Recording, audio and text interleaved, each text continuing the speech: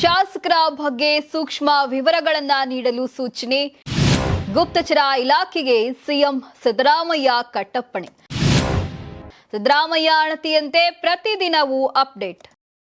ಮಾಗಡಿ ಶಾಸಕ ಎಚ್.ಸಿ. ಬಾಲಕೃಷ್ಣ ಅವರ ಹುಟ್ಟುಹಬ್ಬದ ಮುನ್ನಾ ದಿನದಂದು ಡಿಕೆ ಶಿವಕುಮಾರ್ ಕ್ಯಾಂಪ್ ಹೋಟೆಲ್ನಲ್ಲಿ ಭೋಜನಕ್ಕೆ ಒಟ್ಟುಗೂಡಿಸಿದ ನಂತರ ಸಿದ್ದರಾಮಯ್ಯ ಅವರು ಶಾಸಕರ ಚಲನವಲನಗಳ ಬಗ್ಗೆ ಸೂಕ್ಷ್ಮ ವಿವರಗಳನ್ನು ಕೋರಿದ್ದಾರೆ ಎಂದು ಮೂಲಗಳು ತಿಳಿಸಿವೆ. ಈಗ ಸಿಎಂ ನಿಯಂತ್ರಣದಲ್ಲಿರುವ ರಾಜ್ಯ ಗುಪ್ತಚರ ಇಲಾಖೆಗೆ ದಿನನಿತ್ಯ ಮಾಹಿತಿಗಿಂತ ಹೆಚ್ಚಿನ ಮಾಹಿತಿಯನ್ನ ಪ್ರತಿದಿನವೂ ನೀಡುವಂತೆ ಸೂಚಿಸಲಾಗಿದೆ.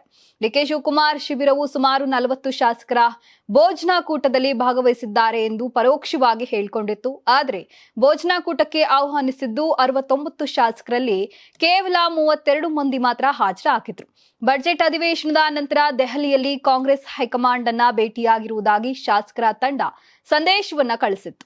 ಎರಡು ಬಣಗಳಿಂದಲೂ ದೂರವಾಗಿ ತಟಸ್ಥರಾಗಿದ್ದ ಕೆಲವು ಶಾಸಕರು ಸಿಎಂ ಬದಲಾವಣೆಯ ಪರವಾಗಿದ್ದಾರೆ.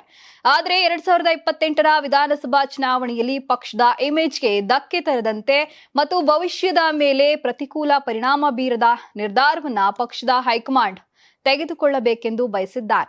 ಶಿವಕುಮಾರ್ ಮುಖ್ಯಮಂತ್ರಿಯಾದರೆ ಮುಂದೆ ಎದುರಾಗುವ ಕಾನೂನು ತೊಡಕುಗಳ ಬಗ್ಗೆ ಎಐಸಿಸಿ ಕಾನೂನು ಅಭಿಪ್ರಾಯಗಳನ್ನು ಸಂಗ್ರಹಿಸುತ್ತಿದೆ. ಅಕ್ರಮ ಆಸ್ತಿ ಪ್ರಕರಣ ಸೇರಿದಂತೆ ಶಿವಕುಮಾರ್ ವಿರುದ್ಧ ಬಾಕಿ ಇರುವ ಕೆಲವು ಪ್ರಕರಣಗಳನ್ನು ನಿರ್ವಹಿಸುತ್ತಿರುವವರ ಸುಪ್ರೀಂ ಕೋರ್ಟ್ ವಕೀಲ ಕಪಿಲ್ ಸಿಬಲ್ ಶೀಘ್ರವೇ ಎಐಸಿಸಿಗೆ ಮಾಹಿತಿ ನೀಡಲಿದ್ದಾರೆ ಎಂದು ತಿಳಿದು ಬಂದಿದೆ.